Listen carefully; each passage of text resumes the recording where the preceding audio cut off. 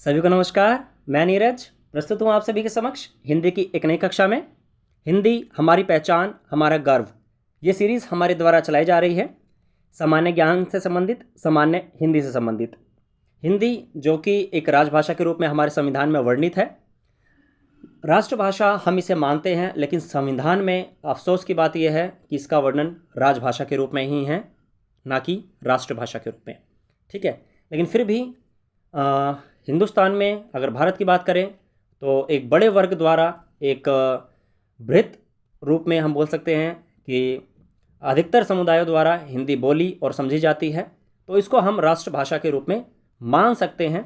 ठीक है, जो कि है भी, लेकिन संविधान में वर्णित नहीं है। ठीक है, और राष्ट्रभाषा की परिभाषा में ही यही है कि जो भाषा अधिकतर समुदायों द्वारा बोली जाए और समझी जाए, ठीक है, वही आपकी राष्ट्रभाषा है। लेकिन अफसोस की बात यह है कि लिखित रूप में आपको हिंदी जो है राष्ट्रभाषा कहीं नहीं मिलेगी, राजभाषा के रूप में ही मिलेगी।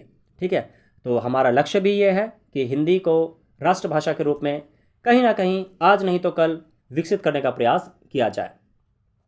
संविधान का अनुच्छेद 351 भी यही कहता है कि हमें अपनी मातृभाषा की संरक्षण की आवश्यकता है और इसके निरंतर प्रयासरत इसको आगे अग्रसर करने की भी आवश्यकता है।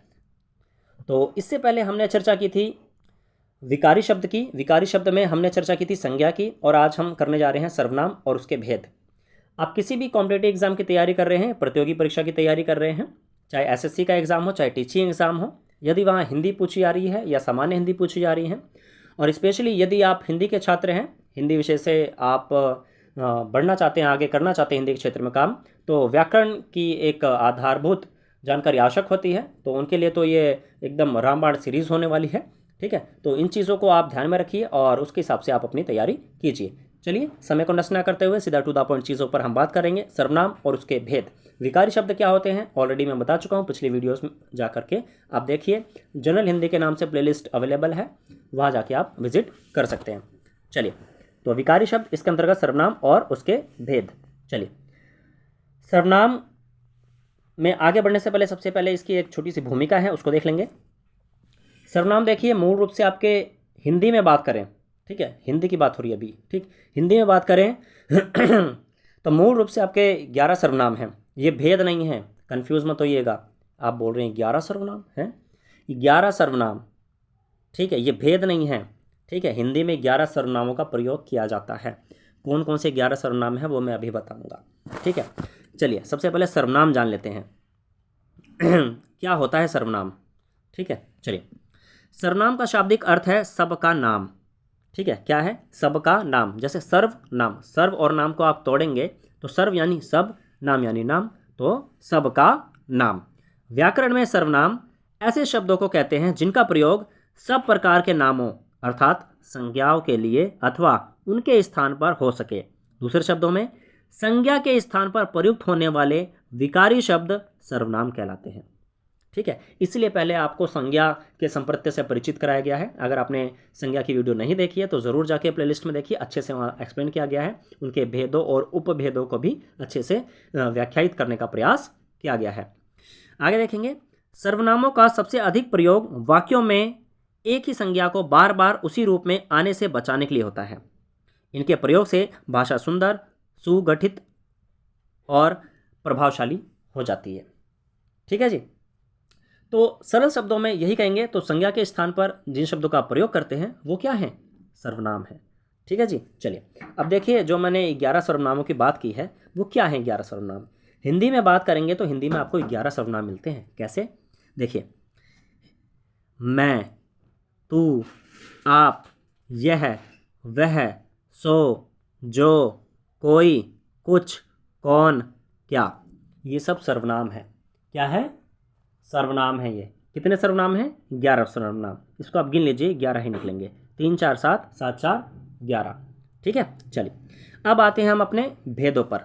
सर्वनाम के भेद कितने होते हैं?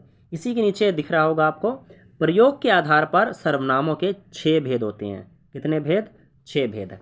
ठीक, अगर आपसे पूछ लिया जाए कि हिंदी में कितने सर्वनाम हैं, ठीक है, इस हिसाब से पूछा जाए कितने सर्वनाम का आप प्रयोग करते हैं, तो आपका उत्तर होगा 11।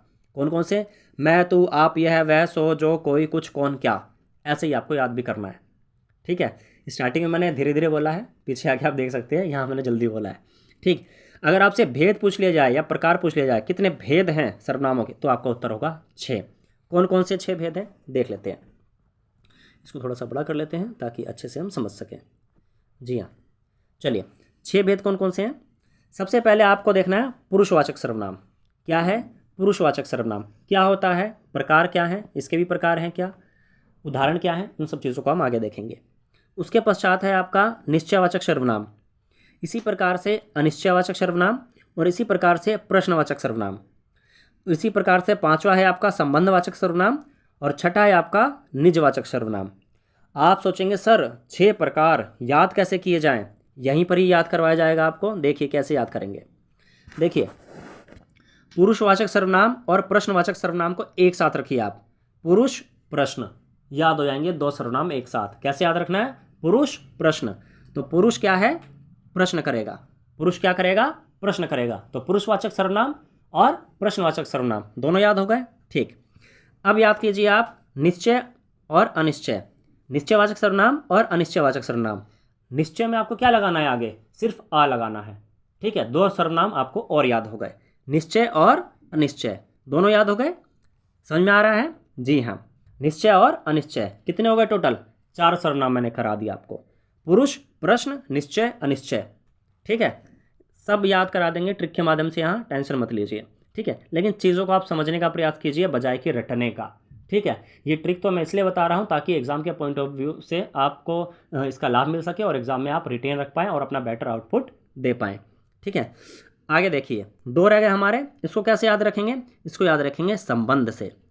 संबंध कैसा होगा, निज या निज संबंध। निज होता है ना अपना, अपना क्या है, संबंध है, अपना क्या है, संबंध, तो निज संबंध, निजवाचक सर्वनाम और संबंधवाचक सर्वनाम। निजवाचक भी हो गया और संबंधवाचक भी हो गया। अब शॉर्ट में जल्दी जल्दी बताइए, पुरुष प्रश्न निश्चय अनिश्चय निज संबंध, वाचक सर्वनाम वाचक सर्वनाम सब में जोड़ दीजिए। क्लियर है? आशा है आपको चीज़ें समझ में आ रही होंगी। अच्छा, एक चीज़ और बताता चलूँ मैं यहाँ पर, जो आपका निश्चयवाचक सर्वनाम है ना, इसको संकेतवाचक सर्वनाम के नाम से भी जाना जाता है। ठीक है जी, निश्चयवाचक को भी संकेतवाचक सर्वनाम के नाम से जाना जाता है। ठीक है जी, ध्यान रखिएगा, इंपॉर्टेंट है। ठीक है जी, ये तो हो गए आपके भेदों की बात। अब इन भेदों को एक एक करके हम देख लेते हैं। ठीक है, चलिए जल्दी जल्दी देखेंगे। सबसे पहला है आपका पुरुषवाचक सर्वनाम।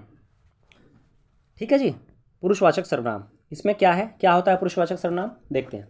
मोस्ट इंपॉर्टेंट, जैसे कि मैंने लिखा भी हुआ है, आप देख सकते हैं यहाँ पर, है ना। चलिए, तो जो सर्वनाम शब्द किसी व्यक्ति प्राणी आदि के नाम के बदले प्रयुक्त किया जाए, है ना, यानी नाम के बदले प्रयोग कर रहे हैं आप, किसी व्यक्ति या प्राणी के नाम के बदले प्रयोग कर रहे हैं, इसमें वक्ता अपने लिए, सुनने वाले के लिए और अन्य किसी के लिए जिन सर्वनामों का प्रयोग करता है वे पुरुषवाचक सर्वनाम कहलाते हैं।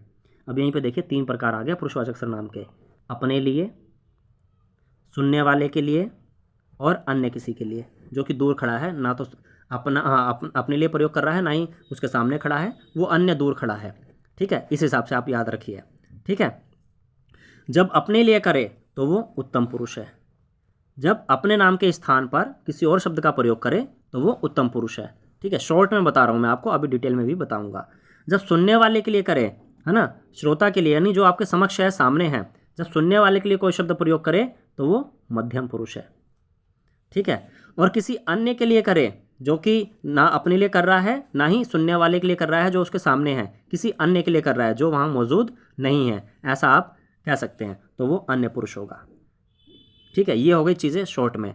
अब उदाहरण के तौर पर समझिए, जैसे उत्तम पुरुष की बात हुई, तो उत्तम पुरुष में अपने लिए कर रहा है। ठीक है, अपने नाम के स्थान पर क्या करेगा, जैसे मैं हूँ। ठीक है, ये देखिए मैं का मैंने प्रयोग किया ना, अभी जस्ट अभी प्रयोग किया। ठीक है, मेरे द्वारा ये मैं, है ना, तो जो मैं बोल रहा हूँ वो उत्तम पुरुष का उदाहरण है। या हम, या मुझको, या मुझसे, या मुझे ये अच्छा लगता है, मैंने ये बोला, तो मुझे जो है वो उत्तम पुरुष का उदाहरण है। ध्यान रखिए, अपने नाम के स्थान पर मैंने जिस सर्वनाम का प्रयोग किया है वो उत्तम पुरुष है। ठीक है, इसी प्रकार से जैसे अभी आप ये वीडियो देख रहे हैं या सुन रहे हैं, मैं आपके लिए तुम का प्रयोग कर रहा हूँ, है ना, या आप शब्द का इस्तेमाल कर रहा हूँ आप सभी लोगों के लिए, है ना। ये आप देखिए, आप, तुम या तू, ठीक है, ये सभी क्या हैं, ये मध्यम पुरुष है जो मैं आप सभी के लिए प्रयोग कर रहा हूँ। ठीक है, इसे कहते हैं, देखिए दैनिक जीवन से संबंधित अगर उदाहरण दिए जाएँ तो मुझे ऐसा लगता है चीज़ें अच्छे से जो है समझ में आती हैं। ठीक है, इसलिए मैं ये उदाहरण दिखा रहा हूँ, समझा रहा हूँ। ठीक है, उदाहरण तो और भी बहुत सारे हैं। ठीक है, लेकिन ऐसा समझाऊंगा तो शायद जल्दी समझ में आ जाए, है ना। तो मैं अपने लिए जिस शब्द का इस्तेमाल करूँ अपने नाम के स्थान पर, जैसे मैं, हम, मुझको, मुझे, है ना, तो ये सारे क्या हैं, उत्तम पुरुष। ठीक, और आपके लिए, आप श्रोता हैं इस समय, आप ये वीडियो देख रहे हैं या सुन रहे हैं, ठीक है, तो आपके लिए मैं जिस सर्वनाम का प्रयोग करूं, जैसे तू, तुम या फिर आप, ठीक है, तो ये सब क्या है, ये मध्यम पुरुष सर्वनाम के उदाहरण हैं। ठीक है जी, चलिए अब अन्य पुरुष देखिए। अन्य पुरुष ना तो मैं अपने लिए प्रयोग कर रहा हूं, ना ही आपके लिए प्रयोग कर रहा हूं, मैं प्रयोग कर रहा हूं किसी और के लिए। जैसे कि मैंने कह दिया वो मानते हैं या वह मानते हैं, समझ रहे हो, तो वह है ना, वह, वे, उसे, उसका, उनका, यह, ये, इसे, इन्हें, है ना, तो ये सब क्या हैं, ये सब अन्य पुरुषवाचक सर्वनाम के उदाहरण हैं। ठीक है, अन्य पुरुषवाचक सर्वनाम, ध्यान रखिएगा। तो पुरुषवाचक सर्वनाम के कितने प्रकार हैं, जी हाँ, 3, उत्तम, मध्यम और अन्य। उत्तम पुरुष, मध्यम पुरुष और अन्य पुरुष, ध्यान रखिएगा, इंपॉर्टेंट है। ठीक, तो भेदों के भी उपभेद हैं यहाँ पर। ठीक है, तो चीज़ों को आपको समझना पड़ेगा, फ्लो चार्ट बना के आपको समझना पड़ेगा चीज़ों को, तब जा कर के आप रिवाइज कर पाएंगे। 2-4 बार आप वीडियो को देखेंगे और सुनेंगे तो चीज़ें समझ में आ जाएंगी। ठीक है, अब देखिए, अब परिभाषिक शब्दावली में देख लेते हैं। अभी मैंने सरल शब्दों में आपको बता दिया है, शायद समझ में भी आ गया होगा। ठीक है, नहीं आया तो अभी दोबारा आ जाएगा जब हम व्याख्यात्मक रूप से यहाँ पे देखेंगे अभी, है ना। जैसे पहला था इसमें उत्तम पुरुष, है ना। उत्तम पुरुष में क्या था, वक्ता या लेखक अपने नाम के स्थान पर जिस सर्वनाम का प्रयोग करता है उसे उत्तम पुरुष सर्वनाम कहते हैं। उदाहरण के तौर पर मैं, हम, मुझको, मुझे, मुझसे, समझ में आ रहा है, उदाहरण मैं अच्छे से दे चुका हूँ पहले भी। ठीक, दूसरा इसमें मध्यम पुरुष, इसमें क्या, जिन सर्वनामों का प्रयोग श्रोता व पाठक के लिए किया जाता है वे मध्यम पुरुष सर्वनाम कहलाते हैं। जैसे तू, तुम, आप, है ना, उदाहरण मैंने पीछे भी दे चुका हूँ। ठीक, ये दूसरा प्रकार हुआ मध्यम पुरुष। तीसरा प्रकार क्या है पुरुषवाचक सर्वनाम का, अन्य पुरुष। क्या है, अन्य पुरुष। परिभाषा देखिए, जिस सर्वनाम का प्रयोग वक्ता व श्रोता से भिन्न किसी अन्य व्यक्ति के लिए किया जाता है वे अन्य पुरुषवाचक सर्वनाम कहलाते हैं। जैसे वह, वे, उसे, उसका, उनका, यह, ये, इसे, इन्हें, है ना। समझ में आ रही हैं चीज़ें, आशा ये चीज़ें समझ में आ रही होंगी। ठीक है ना। चलिए, अगर कोई डाउट है, दिक्कत है, परेशानी है, आप कमेंट बॉक्स में पूछ सकते हैं, अपने सुझाव भी आप वहाँ दे सकते हैं। ठीक है जी, चलिए आगे चलेंगे टू द पॉइंट। देखिए, इसमें कुछ उदाहरण और दिए गए हैं, है ना, देख लेते हैं। आशा है चीज़ें यहाँ पर समझ में आ जाएंगी, है ना। देखिए, विशेष करके यहाँ देखिए कुछ उदाहरण दिए गए हैं। आदर के अर्थ में प्रयुक्त आप, अब देखिए यहाँ आदर के रूप में प्रयुक्त हो रहा है आप, है ना। यहाँ क्या नाम है, श्रोता के रूप में नहीं हो रहा है, ये ध्यान रखिएगा। ये कुछ अपवाद हैं बोल सकते हैं आप, कुछ विशेष बातें हैं जो आपको ध्यान में रखनी है ना। ऐसा नहीं है कि जहाँ भी आपने आप शब्द देखा वहाँ पर लगा दिया भाई ये मध्यम पुरुष है, ऐसा नहीं करना है ना। वो क्यों है ये देखते हैं, है ना। आदर के अर्थ में प्रयुक्त आप प्रायः मध्यम पुरुष के लिए प्रयुक्त होता है, लेकिन, है ना, आदर के अर्थ में देखिए मध्यम पुरुष में तो होता है, लेकिन, किंतु क्या कह रहा है, कभी कभी यह अन्य पुरुष के लिए भी प्रयुक्त होता है। ठीक है, कभी कभी यह अन्य पुरुष के लिए भी प्रयुक्त होता है, अर्थात श्रोता के लिए, पाठक के लिए नहीं होता। कैसे, उदाहरण देखिए। गांधी जी हमारे राष्ट्रपिता हैं, गांधी जी की बात हो रही है। ठीक है, वो श्रोता नहीं है इस समय। ठीक है, उनके बारे में बात मतलब सामने नहीं है, श्रोता नहीं है, वो पाठक भी नहीं है इस समय। ठीक है, लेकिन हम उनकी बात कर रहे हैं। ठीक है, गांधी जी हमारे राष्ट्रपिता हैं, आपका जन्म पोरबंदर में हुआ, है ना। जब हम कोई लेख लिखते हैं या आर्टिकल लिखते हैं, ऐसी शब्दावली का प्रयोग करते हैं हम, तो यहाँ जो आपका शब्द है ना, वो अन्य पुरुष के लिए प्रयोग हुआ है। ठीक है, अन्य पुरुष सर्वनाम की श्रेणी में आता है, ध्यान रखेंगे। आशा चीज़ समझ में आ रही होंगी। तो एक ही शब्द आपका मध्यम पुरुष में भी आ रहा है और वही शब्द अन्य पुरुष में भी आ रहा है। स्थिति के अनुसार उस शब्द का जो अर्थ है वो क्या निकल रहा है, इस संदर्भ में जो है ये परिवर्तन हो रहा है। तो इन दो चीज़ों का भी आप ध्यान रखेंगे। ठीक है, चलिए अब देखिए, यहाँ पर एक बहुत ही महत्वपूर्ण बात दी गई है। ठीक है, इसको आपको ध्यान रखना है। आप जो सर्वनाम है ना, आप सर्वनाम का प्रयोग सदा बहुवचन में होता है। किस में होता है, बहुवचन में। जैसे आप कहाँ रहते हैं, यहाँ आपके साथ बहुवचन की क्रिया का ही प्रयोग हुआ है। ठीक है, ध्यान रहेगा। चलिए, और भी है उदाहरण, आप देख सकते हैं इधर। ठीक है, बाकी जितनी आधारभूत जानकारी आवश्यक थी वो मैंने दे दी है। बाकी और जानना चाहते हैं तो यहाँ है। ठीक है, आपके समक्ष है, प्रस्तुत है जानकारी, आप स्क्रीनशॉट ले सकते हैं और पढ़ सकते हैं। ठीक है, हम आगे चलेंगे। ठीक, तो पहला प्रकार हमारा समाप्त होता है पुरुषवाचक सर्वनाम, हमने अच्छे से किया, आशा चीज़ समझ में आई भी होंगी। आगे चलेंगे निश्चयवाचक सर्वनाम पे। जैसे कि मैं पहले भी बता चुका हूँ प्रारंभ में, निश्चयवाचक सर्वनाम का ही दूसरा नाम आपका संकेतवाचक सर्वनाम भी है। ठीक है, इसको संकेतवाचक सर्वनाम के नाम से भी जाना जाता है। क्यों कहते हैं संकेतवाचक सर्वनाम, इसको हम देखेंगे अभी। देखिए, जिस सर्वनाम से दूरवर्ती या समीपवर्ती व्यक्तियों, प्राणियों, वस्तुओं और घटना व्यापारों का बोध हो उसे निश्चयवाचक सर्वनाम कहते हैं। अर्थात निश्चयवाचक सर्वनाम में पास अथवा दूर की वस्तुओं के लिए संकेत किया जाता है। दो शब्द हैं। ठीक है, साइट वर्ड बोल सकते हैं आप इसको आपको ध्यान रखना है। पास अथवा दूर की वस्तुओं के लिए संकेत किया जाता है, अतः इसे संकेतवाचक सर्वनाम भी कहा जाता है। इसलिए कहते हैं इसको संकेतवाचक सर्वनाम। ठीक है, इसलिए इसको निश्चयवाचक भी और संकेतवाचक भी दोनों कहते हैं। ठीक है, दूरवर्ती के लिए वह शब्द तथा निकटवर्ती के लिए यह शब्द का प्रयोग अधिकतम होता है। ठीक है, ध्यान रहेगा।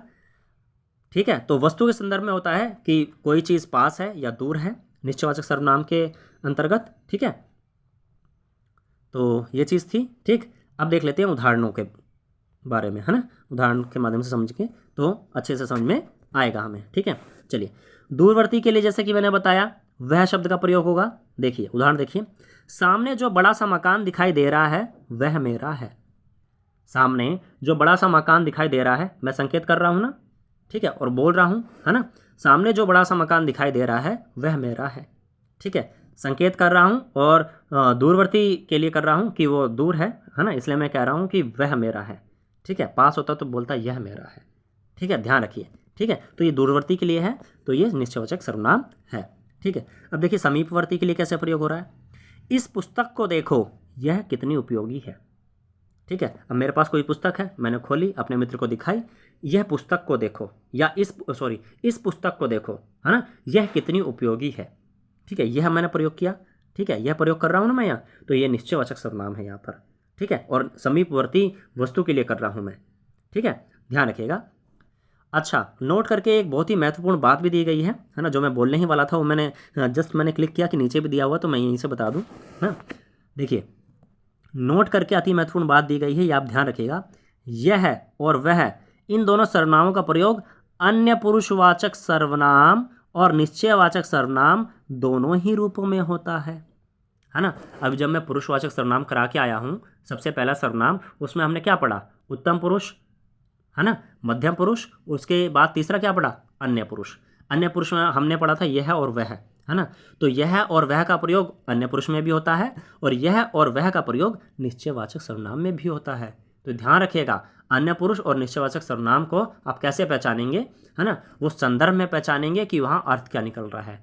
अगर समीपवर्ती और निकटवर्ती का संदर्भ आ रहा है तो तुरंत समझ जाइए ये संकेत कर रहा है कि ये चीज़ पास है या दूर है, तो वहाँ क्या होगा, निश्चयवाचक सर्वनाम होगा, संकेतवाचक सर्वनाम होगा। ठीक है, अगर निकटवर्ती और समीपवर्ती का संकेत नहीं दे रहा है तो समझ जाइए ये अन्य पुरुषवाचक सर्वनाम है। ठीक है जी, आशा चीज़ समझ में आ रही होंगी। ठीक है, चलिए आगे चलेंगे। अब देखिए, दोनों के ही बहुत ही बेहतरीन उदाहरण दिए हुए हैं। देखिए यहाँ देखिए, सबसे पहला उदाहरण देखिए, राकेश मेरा भाई है, वह गांव में रहता है। राकेश मेरा भाई है और वह गांव में रहता है, यह अन्य पुरुषवाचक सर्वनाम है ना। अब राकेश मेरा भाई है ना, मैं उसके बारे में बात कर रहा हूँ, लेकिन वो मेरे सामने प्रस्तुत नहीं है, ना ही वो श्रोता है, ना ही वो पाठक है, ना ही मैं अपने लिए प्रयोग कर रहा हूँ, है ना। तो वह मैं किसके लिए प्रयोग कर रहा हूँ, राकेश के लिए। राकेश मेरा भाई है, वह गाँव में रहता है ना। तो यहाँ क्या हुआ, यहाँ अन्य पुरुषवाचक सर्वनाम हुआ। ठीक है, चलिए दूसरा उदाहरण देखिए, यह मेरी पुस्तक है, वह तुम्हारी पुस्तक है ना। यह मेरी पुस्तक है, यानी संकेत कर रहा हूँ, यह क्या है, मेरी पुस्तक है, ये मेरे मत समीप है, यह मेरी है, और वह दूर पड़ी है, वह तुम्हारी है, तुम्हारे पास पड़ी है। ठीक है, तो यहाँ संकेत कर रहा हूँ, वो जहाँ संकेत कर दिया मैंने वहाँ क्या हुआ, संकेतवाचक सर्वनाम या फिर निश्चयवाचक सर्वनाम। ठीक है, दोनों ही नामों से जानते हैं, मैं पहले भी बता चुका हूँ। ठीक है, तो ये था आपका संकेतवाचक या फिर निश्चयवाचक सर्वनाम मैंने समझाने का प्रयास किया। आशा है आपको समझ में भी चीज़ें सरलता से आ रही होंगी। यदि कोई डाउट है ना, कुछ पूछना चाह रहे हैं आप, बताना चाह रहे हैं या सुझाव देना चाह रहे हैं तो ज़रूर दे सकते हैं। कमेंट बॉक्स में आपके सुझाव सदैव आमंत्रित हैं। चलिए आगे देखेंगे। अगला है आपका अनिश्चयवाचक सर्वनाम। ये तीसरा प्रकार का सर्वनाम है जो हम करने जा रहे हैं। अनिश्चयवाचक जैसे कि शब्द से ही स्पष्ट है, जहाँ चीज़ें जो हैं निश्चित ना हों, जहाँ चीज़ें या वस्तुएं जो भी हैं वो निश्चित ना हो, यानी निश्चय का बिल्कुल विपरीत। कैसे? जिस सर्वनाम से किसी निश्चित व्यक्ति, प्राणी या वस्तु का बोध नहीं होता उसे अनिश्चयवाचक सर्वनाम कहते हैं। ऐसी स्थिति तब होती है जब किसी व्यक्ति, वस्तु आदि का आभास तो होता है किंतु उसके संज्ञा नाम के बारे में निश्चित रूप से पता नहीं होता है ना। आभास तो होगा आपको लेकिन निश्चित रूप से आपको पता नहीं होगा। जैसे ऐसी दशा में व्यक्ति के लिए कोई और वस्तु या अप्राणी के लिए कुछ सर्वनाम का प्रयोग किया जाता है। ठीक है, तो सीधा आपको ध्यान रखना है, जिस वाक्य में कोई शब्द आ जाए या फिर कुछ शब्द आ जाए, समझ लीजिए वहीं पर ही क्या है, अनिश्चित है ना। उदाहरण देखिए, शायद दरवाजे पर कोई है। शायद दरवाजे पर कोई है। अब यहाँ कोई शब्द आ गया, कोई आ गया ना शब्द, तो कोई क्या, मुझे नहीं पता कौन है वहाँ, लेकिन कोई तो ज़रूर है। एक नाटक आता था, फिर कोई है ना, बहुत डरावना था, एकदम हॉरर नाटक बोल लीजिए आप। चलिए, बहुत ही अच्छा था वो भी, मतलब देखने में काफ़ी मज़ा आता था। अपने समय का एक बेहतरीन नाटक रहा है, शायद अभी भी आता हो, मुझे जानकारी नहीं है इस बारे में, लेकिन कोई से मुझे याद आ गया, फिर कोई है ना, तो अच्छा नाटक था। चलिए फिलहाल हम अपने विषय से भटक रहे हैं, वापस विषय पर आते हैं, है ना। दूसरा उदाहरण देखिए, रास्ते में कुछ खा लेना। रास्ते में कुछ खा लेना। अब उस कुछ में आप कुछ भी खा सकते हैं, या तो आप फास्ट फूड खाइए, या तो आप प्रोटीन या कार्बोहाइड्रेट युक्त कुछ पोषण युक्त चीज़ें खाइए, वस्तुएं जो भी हैं, है ना, ये आपके ऊपर डिपेंड करता है ना। लेकिन रास्ते में कुछ खा लेना। जब माँ अपने बच्चे को जब माँ अपने बच्चे को स्कूल भेजती है, विद्यालय भेजती है, और किसी कारणवश लंच तैयार नहीं हो पाता, तो माँ बच्चे को कुछ पैसे दे देती है और बच्चे को कहती है, बेटा ये पैसे ले और जा और कुछ खा लेना, है ना। तो उस कुछ में वो बच्चा क्या खाता है ये तो उसके ऊपर डिपेंड करता है, उसके ऊपर निर्भर करता है। लेकिन हमारा यहाँ उदाहरण अच्छे से स्पष्ट हो जाता है। कुछ यहाँ पर क्या है, अनिश्चित है, अनिश्चय है, तो यहाँ पर क्या है, अनिश्चयवाचक सर्वनाम है। ठीक है, चलिए, तो आशा चीज़ समझ में आ रही होंगी। 2 उदाहरण बहुत हैं मेरे हिसाब से, है ना, चीज़ों को समझने के लिए। बाकी आप अपने और उदाहरण देख सकते हैं रियल लाइफ से, जैसे मैंने लिए हैं। ठीक है जी, चलिए अगला है आपका प्रश्नवाचक सर्वनाम। ये हमारा चौथा प्रकार है। ठीक है, सर्वनाम का जो चौथा भेद है, फोर्थ, है ना, बोल सकते हो आप, प्रश्नवाचक सर्वनाम। जैसे कि देखिए नाम से स्पष्ट हो रहा है, प्रश्नवाचक सर्वनाम, ऐसा सर्वनाम जिसमें प्रश्न की संज्ञा है ना, ऐसा लगे कि प्रश्न पूछा जा रहा है या प्रश्न किया जा रहा है, तो वहाँ क्या होगा, प्रश्नवाचक सर्वनाम होगा। ठीक है, परिभाषा देखते हैं क्या कह रहे हैं। जिस सर्वनाम से किसी व्यक्ति, प्राणी, वस्तु, घटना आदि के बारे में प्रश्न का बोध हो, किसका बोध हो, प्रश्न का, उसे प्रश्नवाचक सर्वनाम कहते हैं। वही बात जो मैंने सरल शब्दों में बताई है। ठीक है, मैं यहाँ पर दोनों ही रूपों में बताने का प्रयास कर रहा हूँ आपको। ठीक है, परिभाषिक रूप में भी और दैनिक जीवन से संबंधित उदाहरण देने के माध्यम द्वारा भी, है ना, ताकि चीज़ें आप अपने रियल लाइफ से रिलेट कर सकें, है ना। क्योंकि जहाँ जो मेरी स्टडी रही है वहाँ इस चीज़ का बहुत अभाव रहा है शायद, है ना, तो उस चीज़ को मैंने गहनता से लिया है, थोड़ा सोचा है, विचार किया है कि चीज़ें कैसे समझ में आती हैं, कैसे ध्यान में रखी जाएं और कैसे उसको समझा जाए मूल रूप से।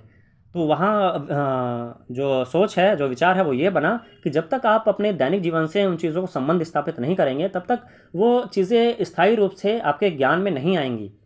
2 पल के लिए आपको याद हो जाएं, लेकिन स्थायी रूप से संज्ञान में तभी आएंगी जब आप उसको अपने दैनिक जीवन से संबंध स्थापित कर लेंगे। ठीक है जी, तो याद करने का सबसे बेहतरीन तरीका ये है, चीज़ों को आप दैनिक जीवन से संबंधित स्थापित कर लें। ठीक है, चलिए फिलहाल आगे चलेंगे। कौन और क्या प्रश्नवाचक सर्वनाम है।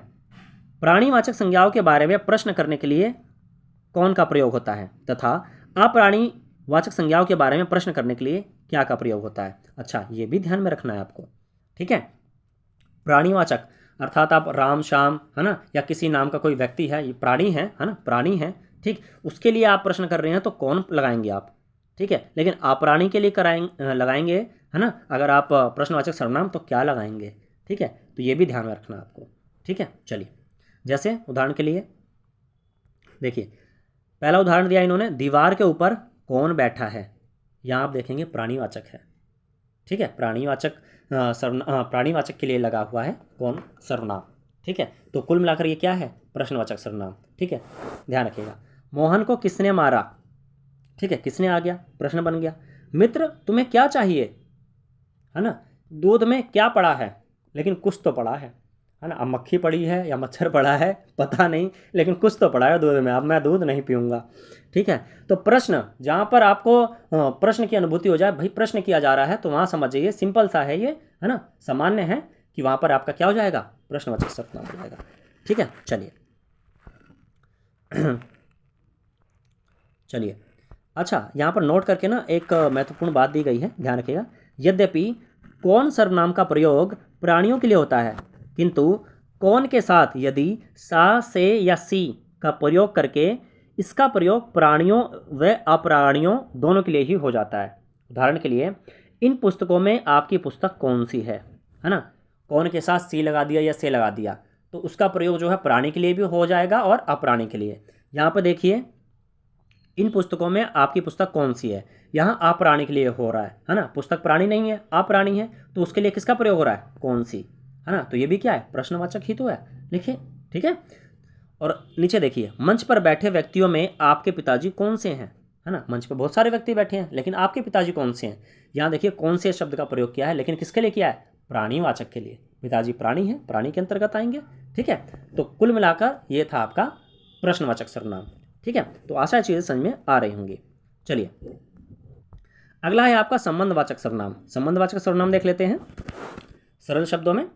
आपको शब्द से ही स्पष्ट हो रहा होगा, संबंध, ठीक है। ऐसा वाक्य जहाँ मुझे थोड़ा सा लगे कि संबंध बताया जा रहा है ना, संबंध प्रदर्शित किया जा रहा है, तो वहाँ पर क्या होगा, संबंधवाचक सर्वनाम। अब संबंध कौन सा, ये देखिए, हाँ मुझे पता है कुछ लोगों का ध्यान कहाँ जा रहा है। देखिए, संबंध कौन सा, जिस सर्वनाम का प्रयोग किसी अन्य वाक्य उपवाक्य में प्रयुक्त संज्ञा या सर्वनाम से संबंध बताने के लिए किया जाता है, उसे संबंधवाचक सर्वनाम कहते हैं। यह प्रायः प्रधान वाक्य का आश्रित उपवाक्य से संबंध जोड़ता है। जैसे उदाहरण देखिए, उस व्यक्ति को बुलाओ जो इस काम को कर सके, है ना। जैसे मान लीजिए आप कोई कंस्ट्रक्शन का काम करवा रहे हैं घर पर, है ना, और कोई मतलब कि लेबर है आपके यहाँ काम कर रही है, हो सकता है नॉर्मल स्थिति है, सामान्य स्थिति है, बिल्कुल हो सकता है, ठीक है। लेकिन वो कुछ विशेष कार्य नहीं कर पा रहा है। आपने मालिक के रूप में ये कहा उनसे कि उस व्यक्ति को बुलाओ जो इस काम को कर सके, तो यहाँ उस का प्रयोग किया आपने, ठीक है। उस व्यक्ति को बुलाओ जो इस काम को कर सके, ठीक है। तो यहाँ देखिए संबंध स्थापित हो रहा है, नहीं हो रहा है, ठीक है। संज्ञा और सर्वनाम का संबंध स्थापित नहीं हो रहा है, नहीं हो रहा है, बिल्कुल हो रहा है, ठीक है।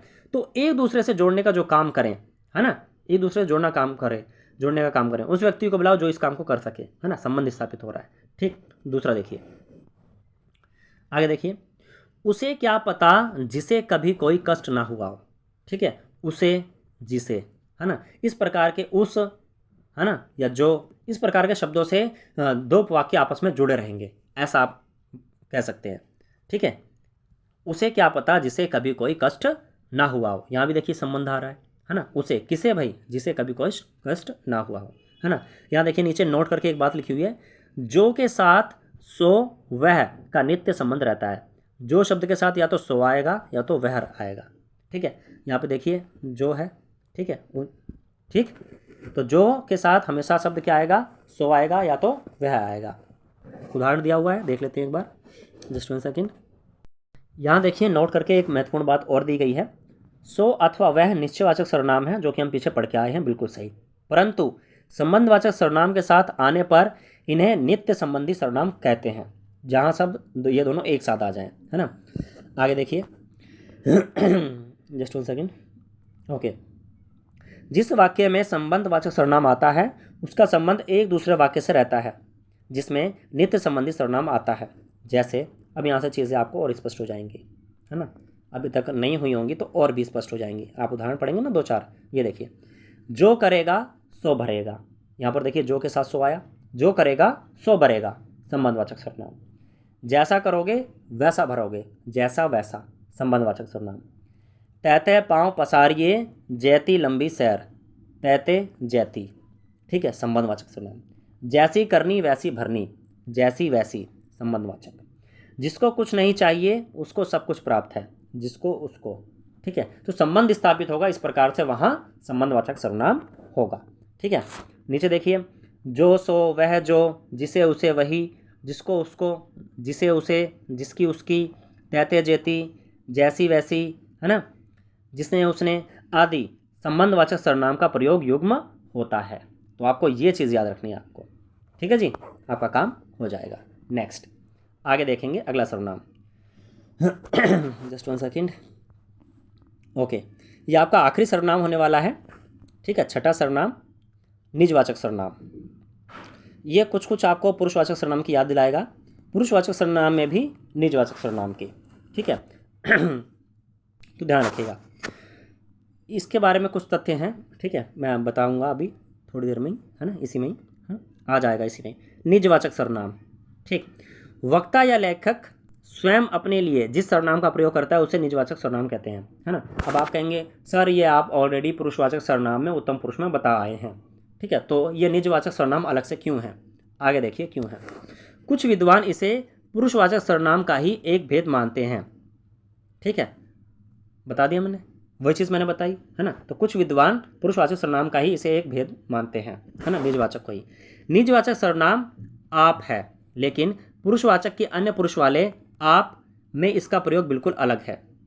आप पुरुषवाचक में जाएंगे तो अगर आप देखेंगे, है ना, तो उसका प्रयोग कहीं कहीं अन्य पुरुष के लिए भी होता है। हाँ, गांधी जी वाला उदाहरण दिया था मैंने, अगर आपने स्किप किया है वीडियो तो ज़रूर जाके देखिए।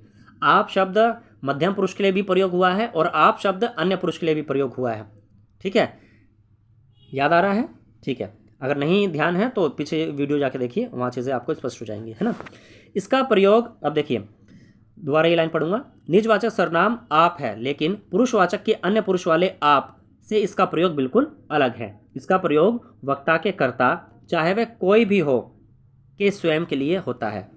आपके बदले या उसके साथ बहुधा खुद, स्वयं या स्वतः का प्रयोग होता है ना। जैसे खुद आप कर लूँगा, खुद स्वयं कर लूँगा, आप खुद कर लूँगा, है ना, इस हिसाब से होता है। उदाहरण के माध्यम से समझेंगे तो अच्छे से समझ में आएगा, है ना। देखिए देखिए, आप खुद यह बात समझते हैं, देखिए आपके साथ यहाँ किसका प्रयोग हुआ है, खुद शब्द का। बोलते हैं ना, मैं आप खुद कर लूँगा या मैं यह खुद कर लूँगा, आप जाओ, बोलते हैं ना, ठीक है। चलिए आगे देखिए, कुछ उदाहरण है, देखिए चीज़ें जो है ना उदाहरणों के माध्यम से स्पष्ट होती हैं, है ना। देखिए, निजवाचक सर्वनाम आपका प्रयोग निम्नलिखित अर्थों में होता है। पहला, निजवाचक आपका प्रयोग किसी संज्ञा या सर्वनाम के अवधारण अर्थात निश्चय के लिए होता है। जैसे मैं आप वहीं से आया हूँ, ठीक है, मैं आप वहीं से आया हूँ, मैं भी सर्वनाम है, आप भी सर्वनाम है, दोनों सर्वनाम एक साथ प्रयोग हो रहे हैं, ठीक है। मैं आप वही कार्य कर रहा हूँ, यानी मैं अपने आप ही वो काम कर रहा हूँ, कोई मेरी मदद नहीं कर रहा है, ठीक है। आपका प्रयोग किसी सर्वनाम या संज्ञा के निश्चय के लिए होता है, ठीक है, कि मैं ही कर रहा हूँ, कोई मेरी मदद नहीं कर रहा है, ठीक, अपने लिए ही कर रहा हूँ। अगला, निजवाचक आपका प्रयोग दूसरे व्यक्ति के निराकरण के लिए भी होता है। जैसे उन्होंने मुझे रहने के लिए कहा और आप चलते बने, है ना, उन्होंने मुझे रहने के लिए तो कहा लेकिन आप चलते बने, है ना, दूसरे व्यक्ति के निराकरण के लिए हो रहा है। सर्वसाधारण के अर्थ में भी आपका प्रयोग होता है। कैसे, आप भला तो जग भला, बोलते हैं ना, आप भला तो जग भला, अर्थात आप खुद भले हो जाएंगे तो पूरा संसार भला हो जाएगा, है ना, आप बुरे हो जाएंगे तो पूरा संसार बुरा हो जाएगा, है ना। तो देखने की एक दृष्टि होती है ना, देखने की, बोलते हैं ना, देखने परखने की एक दृष्टि होती है। आप संसार को जैसा देखेंगे संसार आपको वैसा नजर आएगा। आप भला तो जग भला, ठीक है। चलिए आगे चलेंगे, आगे देखिए, आगे है, अवधारण के अर्थ में भी कभी कभी आपके साथ ही जोड़ा जाता है, आपके साथ ही जोड़ा जाता है। जैसे मैं आप ही चला जाऊंगा, आप ही यानी अपने आप ही चला जाऊंगा, आपको आने की आवश्यकता नहीं है, ठीक है। जैसे कोई दोस्त है, मित्र है, आप विद्यालय से निकल रहे हैं या कॉलेज से निकल रहे हैं, है ना, वो कहते हैं मैं भी साथ चलूं, आप बोलते हैं नहीं, मैं आप ही चला जाऊंगा क्योंकि मुझे कोई विशेष कार्य है ना। वह विशेष कार्य क्या होगा वो तो आपको पता होगा, है ना, मुझे नहीं पता भाई, ठीक है। आगे देखते हैं अगला उदाहरण, यह काम आप ही कर लूँगा, है ना। कई बार आप क्या होता है, मित्रों से क्रोधित हो जाते हैं, आप उसको बोलते हैं भाई ये मेरा काम कर दो, है ना, वो नहीं करता, कई बार नहीं करता, लेकिन अंत में वो तैयार होता है, फिर आप कहते हैं नहीं ये मैं काम आप ही कर लूँगा, अब आप जाओ, है ना होता है ना। तो छोटी छोटी चीज़ें हैं, दैनिक जीवन से संबंधित आप उदाहरण उठा के आप देखिए तो वहाँ से बहुत सारे उदाहरण आपको मिल जाएंगे। तो ये निजवाचक सर्वनाम के सारे उदाहरण थे, है ना। ये था आपका विकारी शब्द के अंतर्गत सर्वनाम और उसके भेद हमने किए, है ना। संज्ञा हो गया हमारा, सर्वनाम हो गया। इसकी अगली वीडियो आपकी विशेषण पे आएगी, है ना, संज्ञा सर्वनाम की विशेषता बताने वाले विशेषण। जी हाँ बिल्कुल, रटी रटाई डेफिनेशन बोल दो बस, है ना। चलिए, तो यदि आप चैनल पर नए हैं, चैनल को सब्सक्राइब कर सकते हैं। जानकारी अच्छी लगी हो, पसंद आई हो तो साथियों के साथ शेयर और लाइक करना बिल्कुल ना भूलें। धन्यवाद।